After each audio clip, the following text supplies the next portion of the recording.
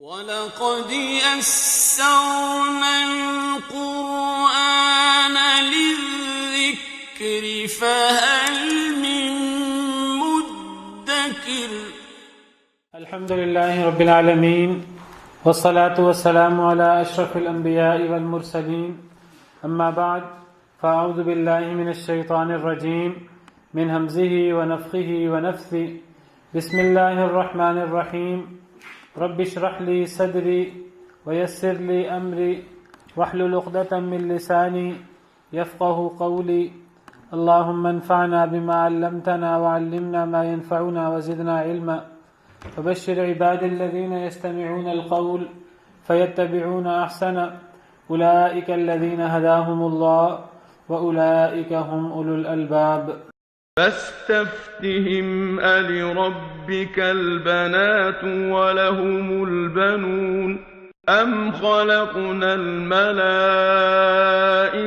إناثا وهم شاهدون ألا إنهم من إفكهم ليقولون ولد الله وإنهم لكاذبون أصطفى البنات على البنين ما لكم كيف تحكمون أفلا تذكرون أم لكم سلطان مبين فأتوا بكتابكم إن كنتم صادقين وجعلوا بينه وبين الجنة نسبا ولقد علمت الجنة إنهم لمحضرون سبحان الله عما يصفون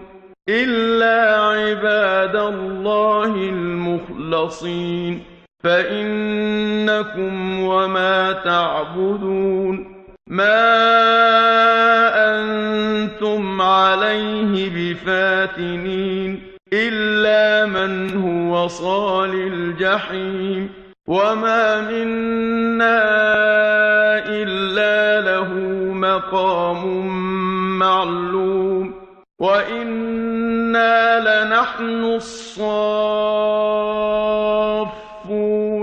وإنا لنحن المسبحون أعوذ بالله من الشيطان الرجيم بسم الله الرحمن الرحيم فاستفتهم ألربك البنات ولهم البنون بس سوال کیجئے ان سے اے اللہ کے نبی صلی اللہ علیہ وسلم ان سے پوچھئے قریش مکہ سے سوال کریں أَلِرَبِّكَ الْبَنَاتُ کیا آپ کے رب کے لیے بیٹیاں وَلَهُمُ الْبَنُونَ اور ان کے لیے بیٹے انبیاء کا قصہ ختم ہوا اس صورت کے شروع سے اللہ رب العالمین نے قریش مکہ کو خطاب کر کے ان کے جو کچھ غلط عقائد تھے ان کا رد کیا تھا بعث بعد الموت اور نبی کریم صلی اللہ علیہ وسلم کی رسالت کا انکار اللہ کی توحید کا انکار وغیرہ اور پھر اللہ رب العالمین نے اس صورت کے شروع میں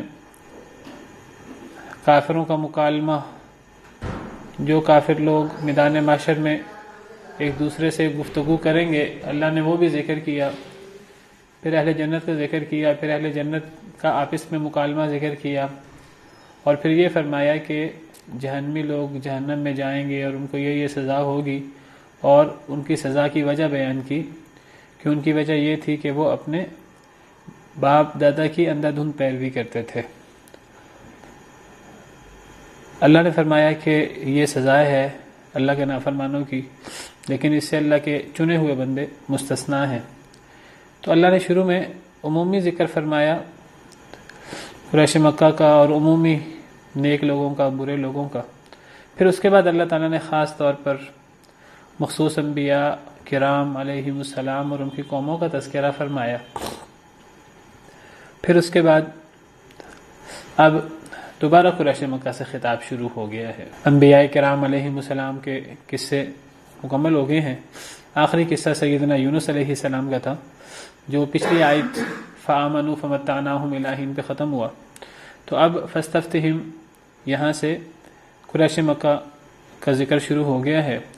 نبی کریم صلی اللہ علیہ وسلم کو اللہ کا حکم ہے کہ آپ ذرا ان سے پوچھئے، قریش مکہ سے ان سے سوال کریں، علی ربک البنات، کیا اے نبی آپ ان سے سوال کریں کہ کیا آپ کے رب کے لیے بیٹیاں، وَلَهُمُ الْبَنُونَ، اور ان کے لیے بیٹے، اپنے لیے تو یہ بیٹے پسند کرتے ہیں، اور جب اللہ رب العالمین کے لیے جب انہوں نے اولاد لگائی، غلط لگائی، اللہ رب العالمین کی اولاد نہیں ہے، جب انہوں نے اللہ کے لیے اولاد مقرر کی تو اللہ کے لیے بیٹیاں مقرر کی۔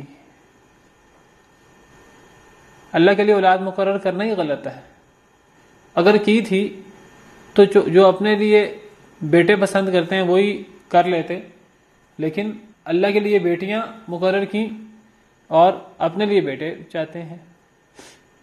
فرشتوں کو اللہ کی بیٹیاں کہتے تھے مشرکین مکہ، اللہ معاف کرے۔ پرانی قوموں نے نیک لوگوں کو، اللہ کے برگزیدہ مخلوق کو، اللہ کے برگزیدہ بندوں کو اللہ کی اولاد قرار دیا۔ یہودیوں نے حضرت عزیر علیہ السلام کو اللہ کا بیٹا قرار دیا، عیسائیوں نے حضرت عیسیٰ علیہ السلام کو اللہ کا بیٹا قرار دیا، اور صرف یہودی عیسائی انہوں نے ہی اللہ کے نیک بندوں کو اللہ کی اولاد قرار نہیں دیا، بلکہ اللہ فرماتے ہیں کہ پچھلی بہت ساری قوموں نے یہی عقیدہ رکھا۔ سورہ توبہ میں اللہ رب العالمین کا ارشاد ہے،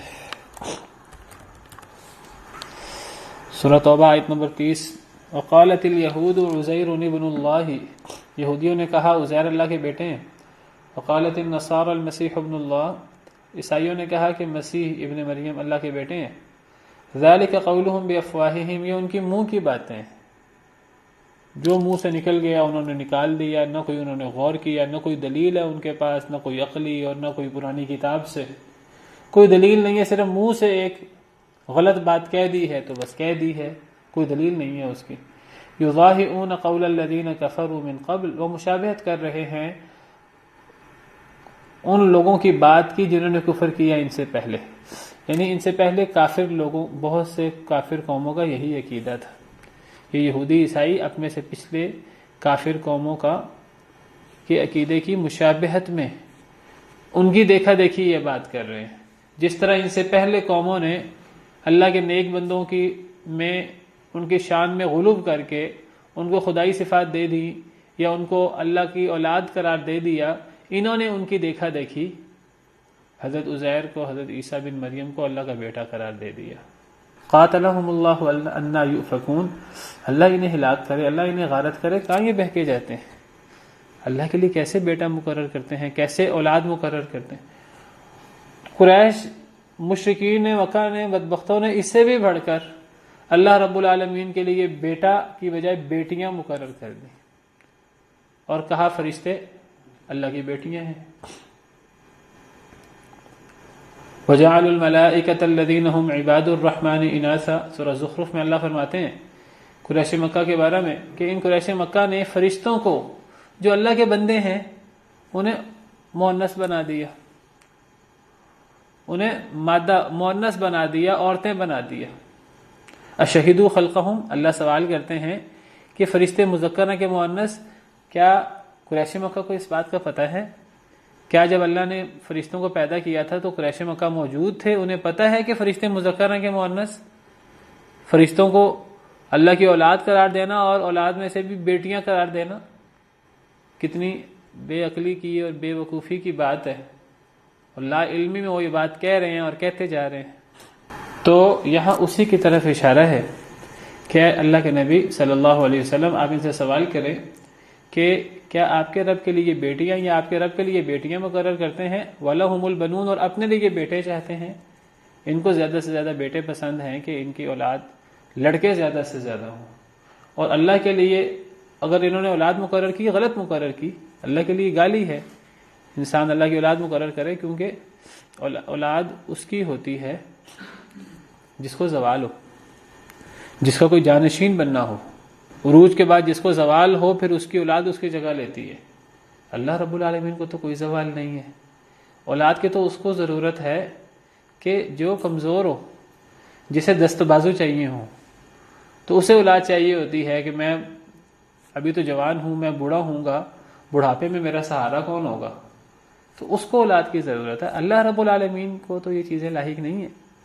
اللہ رب العالمین ازل سے ہیں، ابد تک ہیں، جیسے ہیں ویسے ہی رہیں گے، نہ کوئی کمزوری، نہ کوئی کمی، نہ کوئی صفت نقص اور نہ کچھ اور۔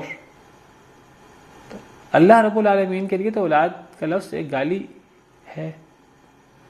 تو اولاد مقرر کی اللہ کے لیے، اور پھر اولاد بھی جب مقرر کی تو اولاد میں سے بھی بیٹیاں مقرر کی۔ یہ دونوں چیزیں غلط ہیں۔ اس کا مطلب یہ نہیں کہ تم اللہ کے لیے مقرر کرتے تو بیٹے مقرر کرتے، بیٹے مقرر کرنا بھی غلط ہے، لیکن اللہ فرماتے ہیں دیکھو دو کام کیے، ایک تو اولاد مقرر کی، یہ اللہ کے لیے گالی، اور دوسری بات کہ جب مقرر کی اولاد تو مقرر بھی وہ کی جو اپنے لیے ناپسند کرتے ہیں۔ یعنی اللہ اتنے ہی ہلکے ہیں ان کے نزدیک کہ اپنے لیے جو چیز ناپسند کرتے ہیں، غلط ایک کام کیا لیکن غلط بھی کیا تو اللہ کو اس میں بھی کمتر چیز، جو اللہ کے نزدیک وہ کمتر نہیں ہے، ان کے نزدیک وہ کمتر ہے، تو اللہ کو انہوں نے وہ کمتر جس کو اپنے ہاں یہ کمتر شمار کرتے ہیں، اللہ کے تو دونوں مخلوق ہیں، اپنے ہاں بیٹیوں کو کمتر خیال کرتے ہیں۔ اگر ان کے گھر بیٹی پیدا ہو جائے چہرہ سیاہ ہو جاتا ہے ان کا، اور یہ جو ہے وہ غم سے بھر جاتے ہیں، یہ سوچتے ہیں کس طرح اس کو دفنائیں، کس طرح اسے زندہ دفن کریں، وہ اللہ کے لیے مقرر کر دی۔ اس کا مطلب یہ نہیں کہ اللہ کے لیے بیٹے مقرر کرتے، بیٹے مقرر کرنا بھی غلط ہے۔ اللہ فرماتے ہیں مقرر کیا بھی تو کیا مقرر کیا، یہ بالکل ایسی بات ہے جس طرح اللہ فرماتے ہیں کہ انہوں نے کیا کیا، انہوں نے اللہ کے لیے بھی نظر و نیاز نکالی اور اپنے بتوں کے لیے، اپنے معبودوں کے لیے بھی نظر و نیاز نکالی۔ پہلے یہ شرک کیا انہوں نے، نیاز تو صرف اللہ کی نکالی جاتی ہے۔ اللہ فرماتے ہیں کہ اس شرک پر مزید انہوں نے ظلم کیا کیا کہ انہوں نے کہا کہ اگر کبھی کمی ہو جائے تو اللہ کے حصے میں کمی کر دیں گے، بتوں کے حصے میں، معبودوں کے حصے میں کمی نہیں کریں گے۔ یہ اس شرک کے اوپر سونے پہ سہاگا انہوں نے کیا۔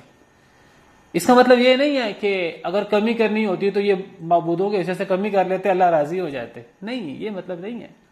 یعنی اللہ کے علاوہ کسی کے لیے نظر و نیاز نکالنا، اپنی زمین میں، اپنے جانوروں میں حصہ رکھنا کہ یہ زمین ہمارے معبودوں کے لیے، ہمارے بتوں کے لیے مقرر ہے، یہ ہم پر حرام ہے، یہ نکالنا ہی شرک ہے۔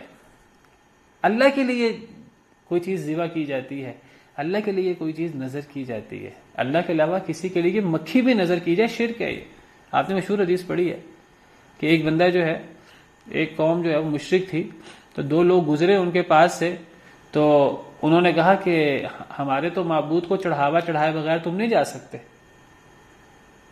ایک بندے نے کہا میرے پاس تو کچھ بھی نہیں ہے، انہوں نے کہا کچھ بھی چڑھا دو، مکھی چڑھا دو، اس نے مکھی پکڑ کے چڑھا دی، وہ کافر ہو گیا، جہنم میں چلا گیا۔ دوسرے نے کہا کہ میں مکھی بھی نہیں چڑھاؤں گا، یہ تو شرک ہے اللہ کے ساتھ، انہوں نے اس کو قتل کر دیا، وہ سیدھا جہنم میں چلا گیا، سیدھا جنت میں چلا گیا، شہید ہو گیا وہ، اور وہ جنت میں چلا گیا۔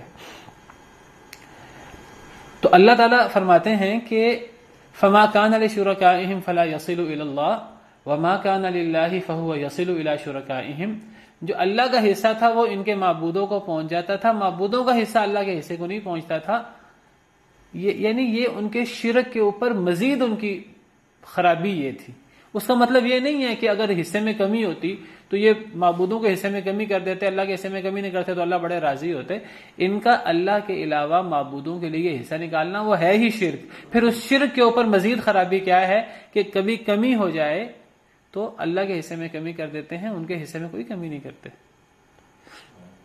تو اللہ نے نبی کریم صلی اللہ علیہ وسلم حدیث مبارکہ میں فرماتے ہیں، جی آپ سوال کر لیں اتنی دیر میں، جی بس وہ پھر وہ سمجھتے ہیں روحیں آتی ہیں اور اس قسم کے الٹے سیدھے عقیدے ہیں، یہ ہندوؤں سے عقیدے آئے ہیں، ہمارے اسلام میں تو ایسا کوئی عقیدہ نہیں ہے۔ اللہ معاف کرے، ہمارے ہاں تو کوئی ایسا عقیدہ نہیں کہ روحیں آتی ہیں، ہمارے ہاں تو جو فوت ہو جاتا ہے تو وہ قیامت کے دن اب اللہ اس کو زندہ کریں گے، دنیا میں تو کسی نے زندہ نہیں ہونا، تو یہ روحیں آنے کا عقیدہ یہ تو ہاں جی پایا جاتا ہے، جی تو جی مسلمانوں میں پایا جاتا ہے، مسلمانوں میں جو نبی کریم صلی اللہ علیہ وسلم کو اللہ کے وجود کا ایک حصہ سمجھتے ہیں، نور من نور اللہ، تو یہ چیز ان میں بھی موجود ہے۔ اچھا، تو میں ذکر کر رہا تھا کہ اللہ کے لیے اولاد مقرر کرنا یہ نہیں ہے اس آیت کا مطلب اللہ کے لیے بیٹیاں اور ان کے لیے بیٹے، یعنی اللہ کے لیے بیٹے مقرر کرتے تو صحیح تھا، نہیں، اللہ کے لیے اولاد مقرر کرنا ہی گالی ہے۔ صحیح بخاری کی حدیث ہے، نبی کریم صلی اللہ علیہ وسلم کا ارشاد ہے، نبی صلی اللہ علیہ وسلم فرماتے ہیں اللہ نے فرمایا، حدیث قدسی ہے، کذبنی ابن آدم، مجھے آدم کا بیٹا جھٹلاتا ہے، ولم یکن لہ ذالک، اسے یہ لائق نہیں تھا کہ مجھے جھٹلائے، وشتمنی، اور مجھے گالی دیتا ہے، ولم یکن لہ ذالک، اس کے لائق نہیں تھا کہ وہ مجھے گالی دے، مجھے جھٹلاتا بھی ہے گالی بھی دیتا ہے، اور دونوں چیزیں اس کے لیے لائق نہیں تھیں، مجھے گالی دے کے مجھے جھٹلا کر جائے گا کہاں؟ فرمایا فاما تکذیبہ ایایا، جو اس کا مجھے جھٹلانا ہے وہ کیا ہے، فزعم انی لا اقدر ان اعیدہ کما کان، اس کا یہ گمان کرنا کہ میں اسے دوبارہ پیدا نہیں کر سکتا جیسے میں نے اس کو پہلی دفعہ پیدا کیا ہے۔ یہ اللہ کو جھٹلانا ہے، اللہ کی قدرتوں کا انکار کرنا، جیسا مشرکین مکہ کہتے تھے مرنے کے بعد ہم مٹی میں مل جائیں گے، جب مٹی میں مل جائیں گے تو ہمیں کون زندہ کرے گا؟ اللہ فرماتے ہیں یہ تو مجھے جھٹلانا ہے، یہ تو میری قدرتوں کا انکار کرنا ہے، اور انسان کے لائق نہیں ہے انسان اللہ کی قدرتوں کا انکار کرے۔ پھر فرمایا وَأَمَّا شَتْمُهُ إِيَّايَ، اس کا مجھے گالی نکالنا وہ کیا ہے، فَقَوْلُهُ لِي وَلَدٌ فَسُبْحَانِي أَنْ أَتَّخِذَ صَاحِبَةً أَوْ وَلَدًا، اس کا کہنا کہ میری اولاد ہے، میں پاک ہوں کہ میں کوئی بیوی پکڑوں یا میں اولاد پکڑوں، نہ مجھے بیوی کی ضرورت ہے نہ مجھے اولاد کی ضرورت ہے۔ اولاد ہونا تو یہ تو نقص کی علامت ہے، انسان کے لیے اولاد ہونا، بیوی ہونا، انسان کو یہ چیزیں فائدہ دیتی ہیں، انسان خوش ہوتا ہے ان چیزوں سے، انسان کے لیے یہ نعمت ہے، لیکن اللہ رب العالمین میں تو یہ نقص ہے ہی نہیں، اللہ کو تو کوئی کمزوری، کوئی ایسی چیزیں لاحق ہے ہی نہیں، تو اللہ کے لیے تو گالی ہے اللہ کے لیے اولاد مقرر کی جائے۔ انا یکون لہ ولد ولم تکن لہ صاحبہ، اللہ تعالیٰ فرماتے ہیں اللہ کی اولاد کہاں سے ہو، اللہ کی تو بیوی بھی نہیں ہے، لیکن بدبخت اللہ کی اولاد مقرر کرتے تھے، ہمیشہ سے لوگ کرتے رہے، مشرکین مکہ نے بھی ان کی دیکھا دیکھی، وہ بیٹے مقرر کرتے تو مشرکین مکہ نے بیٹیاں مقرر کر دی، فرشتوں کو اللہ کی بیٹیاں قرار دے دیا۔ اللہ فرماتے ہیں کہ ایک تو میرے لیے اولاد مقرر کی گالی ہے اللہ کے لیے، اللہ فرماتے ہیں پھر مقرر بھی کون سی کی، جس کو اپنے لیے برا سمجھتے ہیں، جس کو اپنے لیے برا سمجھتے ہیں وہ مقرر کی میرے لیے۔ اے اللہ کے نبی ان سے سوال کیجئے، علی ربک البنات، کیا آپ کے رب کے لیے بیٹیاں رہ گئی ہیں اور ان کے لیے بیٹے، یہ بیٹے پسند کرتے ہیں اپنے لیے؟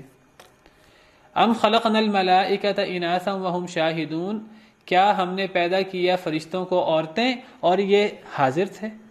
یہ جو کہتے ہیں فرشتے بیٹیاں ہیں اللہ کی، فرشتے اللہ کی بیٹیاں بھی نہیں ہیں، اللہ کی اولاد بھی نہیں ہے، نہ فرشتے بیٹے ہیں اللہ کے، لیکن یہ جو فرشتوں کو اللہ کی بیٹیاں کہتے ہیں تو فرشتوں کو یہ مؤنث قرار دیتے ہیں، تو جب ہم نے فرشتوں کو پیدا کیا تو کیا یہ اس وقت موجود تھے؟ ان کو پتہ ہے فرشتے مذکر ہیں کہ مؤنث ہے؟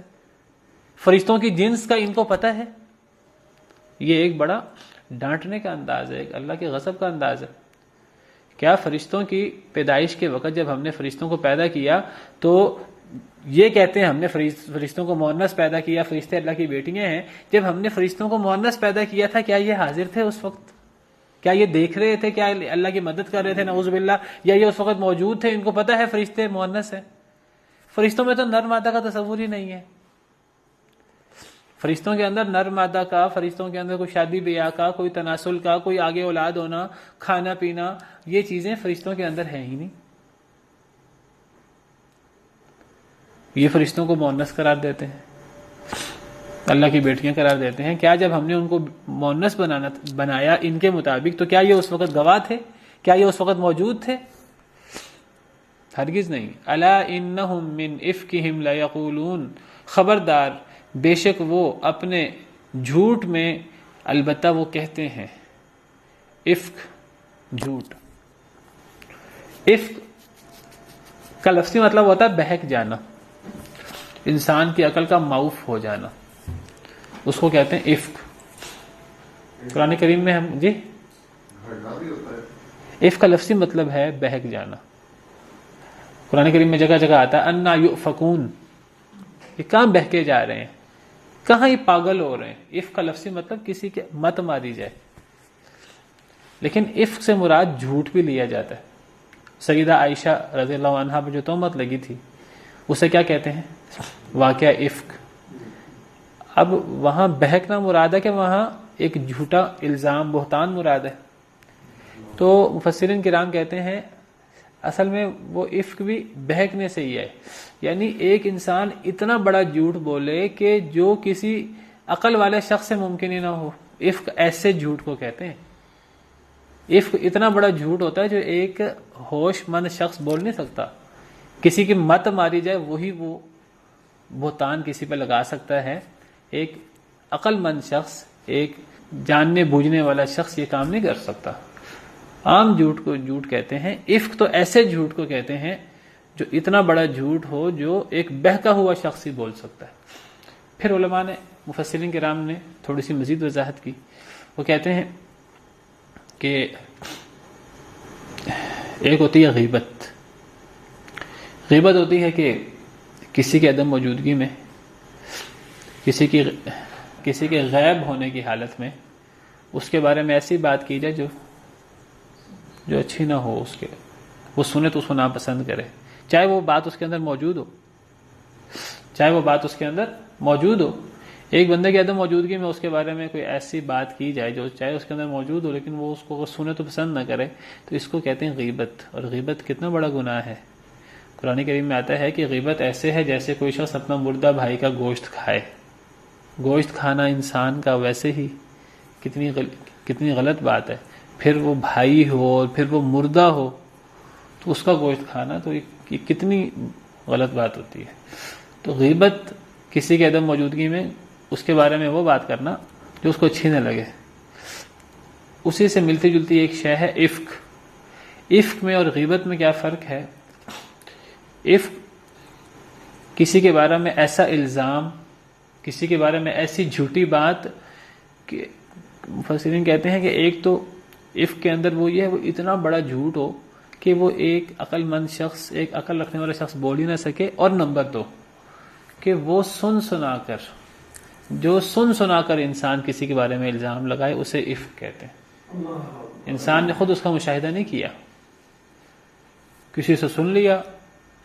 لوگ جو ہیں وہ باتیں الٹی سیدھی آگے پھیلا دیتے ہیں، ایک شخص نے خود نہیں دیکھا، ایک شخص خود دیکھے ایک شخص غلط کام کر رہا ہے، وہ ایک ایسی جگہ اس کو بدنام کر دے کہ بدنام کرنے سے، دیکھیے ایک تو ہے نا کہ ایک شخص کسی کی اصلاح کے لیے اس کے ماں باپ کو جا کر بتائے، اس کے بڑوں کو بتائے، ایک شخص کی باتوں سے نقصان ہو رہا ہے تو حکومت کو اس کے بارے میں بتایا جائے، وہ ایک الگ چیز ہے۔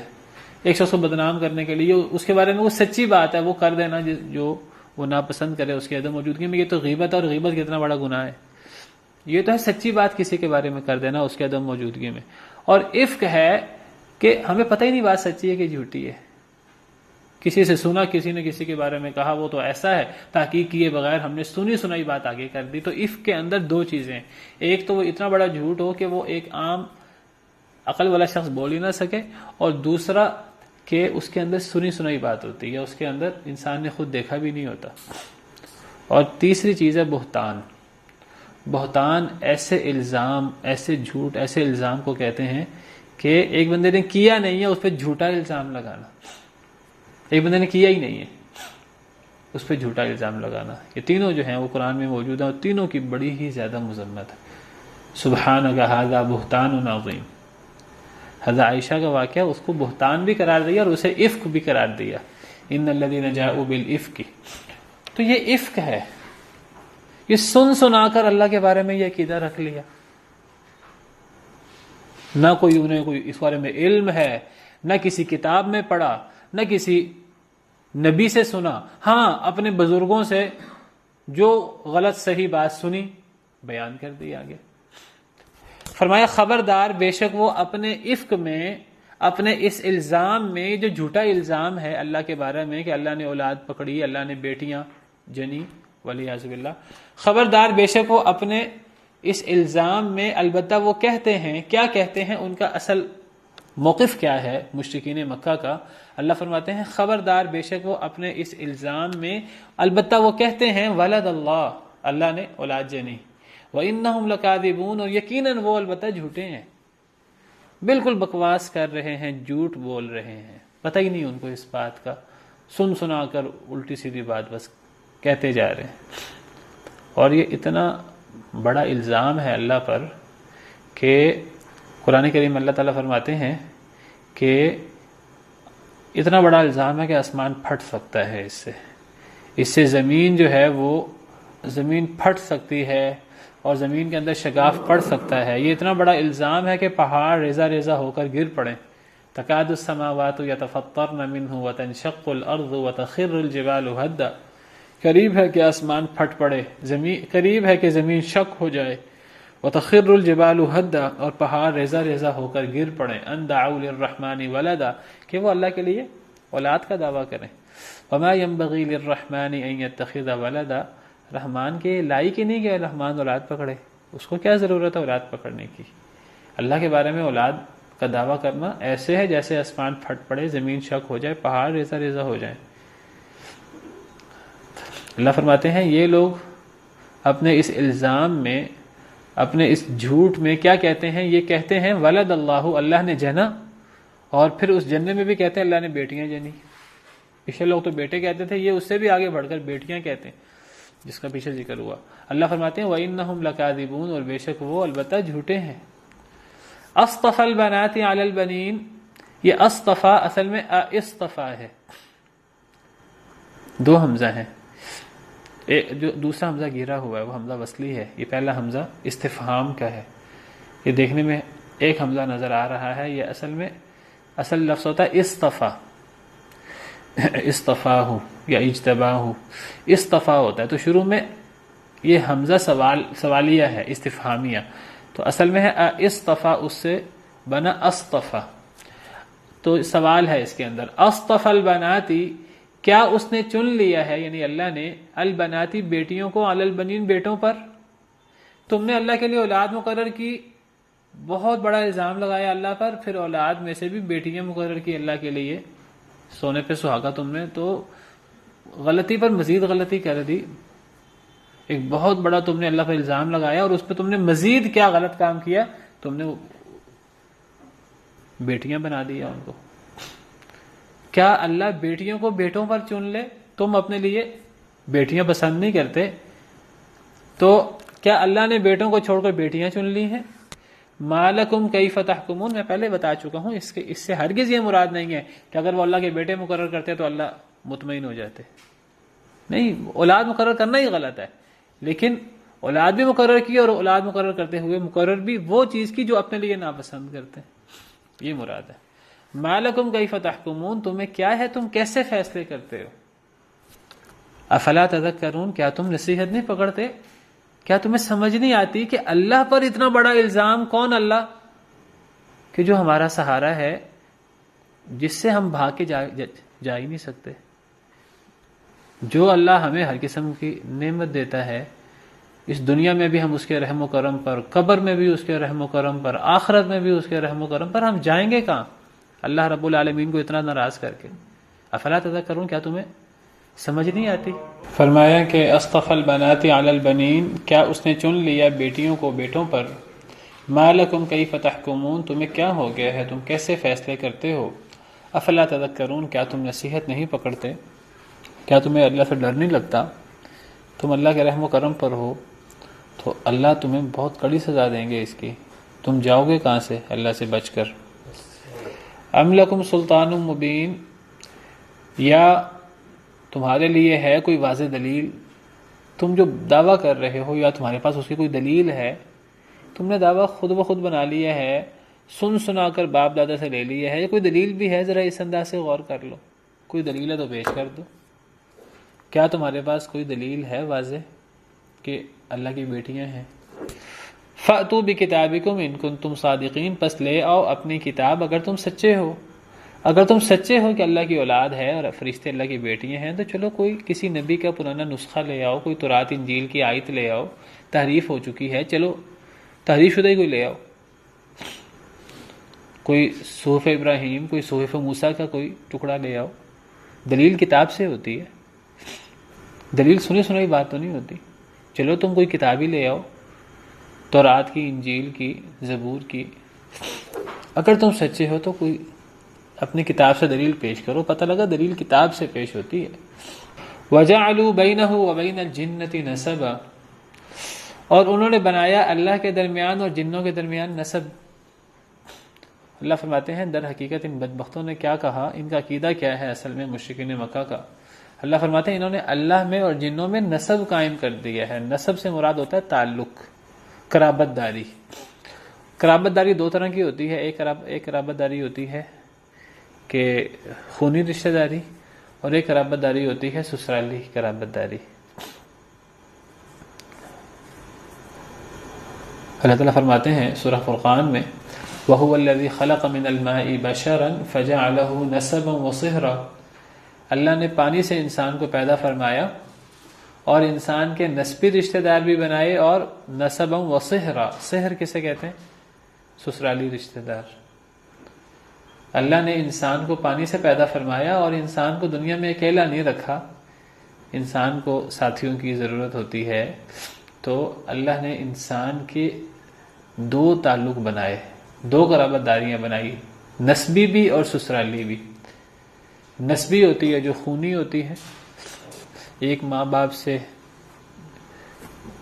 باپ کی اولاد، ایک ماں باپ سے جتنی اولاد ہوگی وہ آپس میں نسبی رشتہ دار ہوں گے۔ ماں باپ کا اولاد سے نسبی تعلق ہوتا ہے، اولاد کا ماں باپ سے نسبی تعلق ہوتا ہے، کزنز کا آپس میں نسبی تعلق ہوتا ہے۔ ایک تعلق نسبی ہوتا ہے اور ایک تعلق سسرالی ہوتا ہے۔ یہاں نسب سے مراد تعلق ہے اصل میں، اور یہاں وہ کہتے ہیں انہوں نے اللہ اور جنوں کے درمیان تعلق بنا دیا، اور یہاں تعلق سے مراد سسرالی تعلق ہے، نکاح کا تعلق۔ جو خونی تعلق ہوتا ہے وہ جب انسان پیدا ہوتا ہے اس کا تعلق ہوتا ہے کسی نہ کسی سے، اور ایک تعلق ہوتا ہے سسرال کا، نکاح کا، وہ شادی کے ذریعے قائم ہوتا ہے۔ شادی کے ذریعے مرد عورت میاں بیوی بن جاتے ہیں، صرف مرد عورت میاں بیوی نہیں بنتے، بلکہ مرد کا باپ اور وہ بیوی وہ بہو سسر بن جاتے ہیں، ان کے بھی وہ بھی محرم ہوتے ہیں آپس میں، وہ داماد اور ساس بیوی کی ماں، تو وہ بھی آپس میں ان کے، تو یہ سارے جو ہے اس کو سسرالی تعلق کہتے ہیں جو نکاح کے ذریعے ہوتا ہے۔ کہتے ہیں انہوں نے اللہ اور جنوں کے درمیان ایک تعلق بنا دیا، کون سا؟ سسرالی تعلق، نکاح کا تعلق۔ انہوں نے کیا کہا؟ انہوں نے یہ کہا کہ اللہ نے جنوں میں شادی کی اور جنوں سے اللہ نے سسرالی تعلق قائم کیا نکاح کا، اور اس سے فرشتے پیدا ہوئے اور فرشتے بیٹیاں پیدا ہوئی۔ یہ ہے ان کا پورا عقیدہ۔ کتنا گندا اور غلط عقیدہ ہے۔ تو اللہ فرماتے ہیں کہ ان کا پورا عقیدہ کیا ہے؟ انہوں نے اللہ اور جنوں کے درمیان نکاح کا تعلق بنایا ہے۔ انہوں نے کہا اللہ نے جنوں میں شادی کی ہے اور فرشتے بیٹیاں پیدا ہوئی ہیں، اور فرشتے اللہ کی بیٹیاں ہیں۔ یہ ہے عقیدہ مشرکین مکہ کا۔ وَلَقَدْ عَلِمَتِ الْجِنَّةُ إِنَّهُمْ لَمُحْضَرُونَ، اللہ فرماتے ہیں اور البتہ تحقیق جنوں نے جان لیا، جنوں کو معلوم ہے، إِنَّهُمْ لَمُحْضَرُونَ، بے شک وہ حاضر کیے جائیں گے۔ کہاں؟ جہنم میں۔ جو غلط جن ہیں، جو گمراہ جن ہیں، اللہ کے نافرمان جن ہیں، شیاطین، ان کو پتہ ہے کہ وہ حاضر ہوں گے جہنم میں۔ جس طرح شیطان، انسانوں میں سے جو شیطان ہیں، شریر ہیں، جو گمراہ ہیں، مشرک ہیں، اللہ کے نافرمان ہیں، وہ جہنم میں حاضر ہوں گے، مشرکین۔ اسی طرح جنوں میں بھی جو شریر اور غلط جن ہیں وہ جہنم میں حاضر ہوں گے۔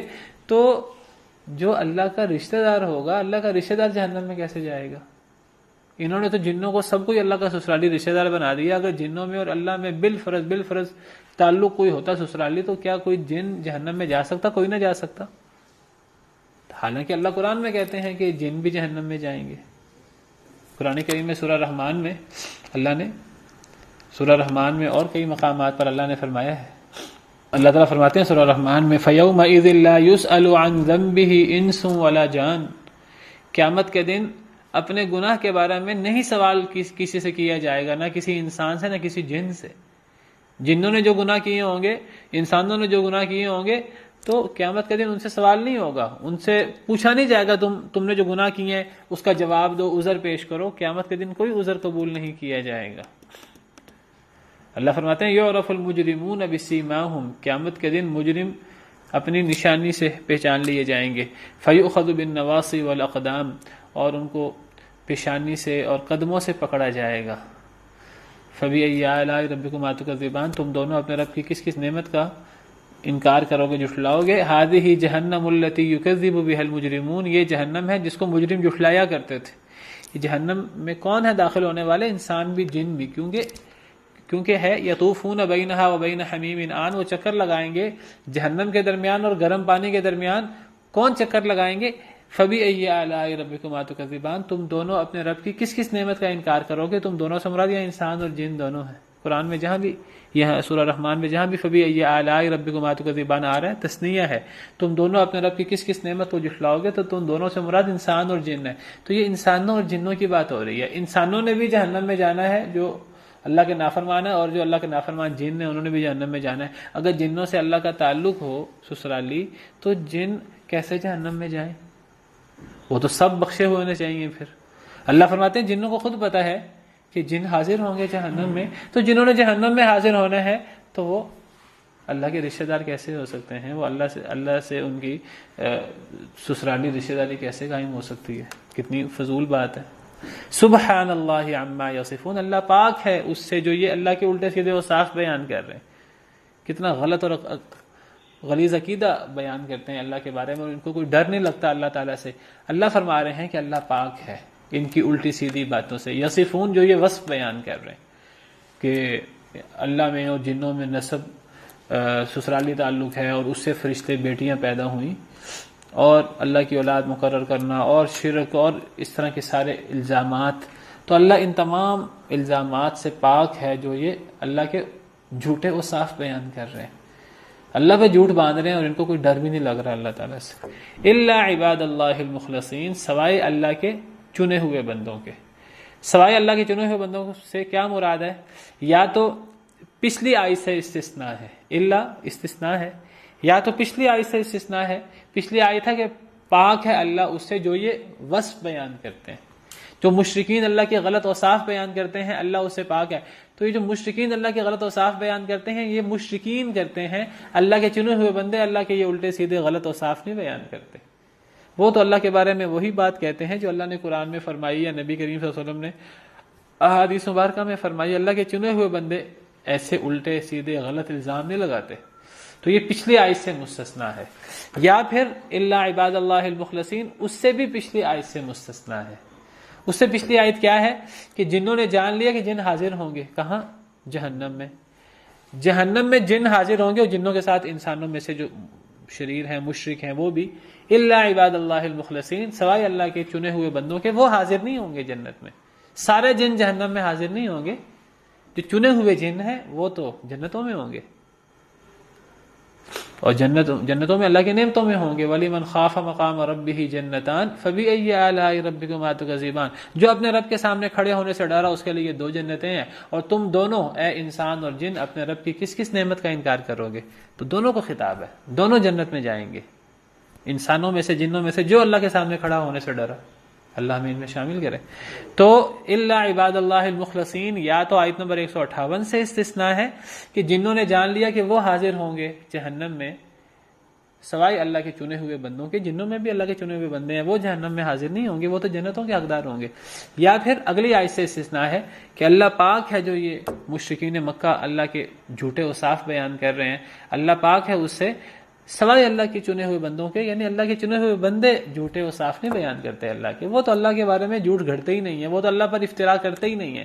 وہ تو اللہ کے بارے میں صرف وہ بات کہتے ہیں جو قرآن و حدیث میں آئی ہو.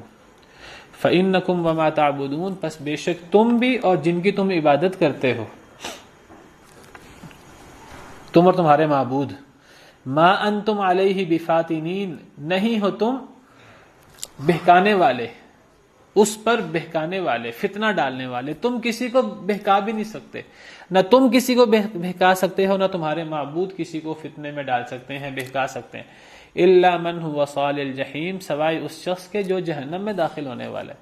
ہاں جہنمی شخص کو تم گمراہ کر سکتے ہو، تم کسی اللہ کے بندے کو، اللہ کے چنے ہوئے بندے کو تم گمراہ نہیں کر سکتے. نہ تم، نہ تمہارے معبودان باطل، نہ تمہارے سردار، تم کسی کو گمراہ نہیں کر سکتے. جو اللہ کے بندے ہیں اللہ ان کو بچا لیتے ہیں ان قسم کی چیزوں سے. تم صرف اپنے جیسے جہنمیوں کو ہی گمراہ کر سکتے ہو. وما منا الا له مقام معلوم، اور نہیں ہے ہم میں سے کوئی مگر اس کے لیے ایک مقام معلوم ہے، ایک جانا پہچانا مقام ہے. یہ کس کی بات ہے؟ یہ فرشتوں کی بات ہے. یہ فرشتوں کا قول اللہ نے بیان کیا، یہ فرشتے کہہ رہے ہیں.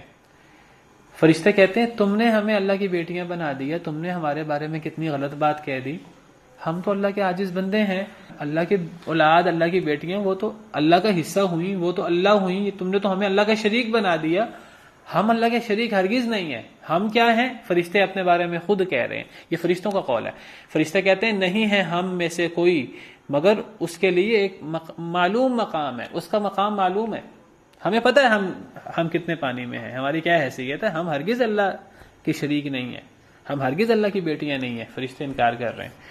فرشتے کہتے ہیں وَإِنَّا لَنَحْنُ الصَّافُونَ، اور بے شک ہم، البتہ ہم تو صفے باندھے ہوئے ہیں اللہ کی عبادت کے لیے، اللہ کے سامنے ہاتھ باندھے کھڑے ہیں ہم تو۔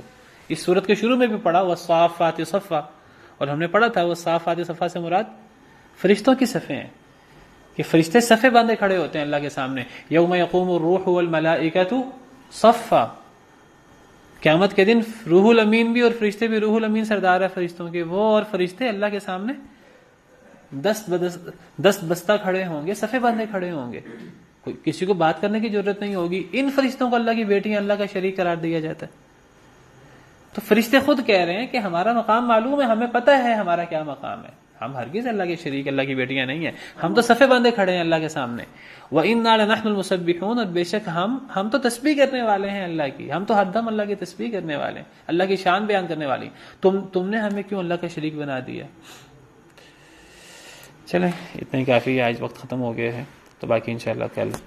سبحانک اللہم ربنا وبحمدک، اشہد ان لا الہ الا انت، استغفرک واتوب برحمه تحلو الحياة شوقا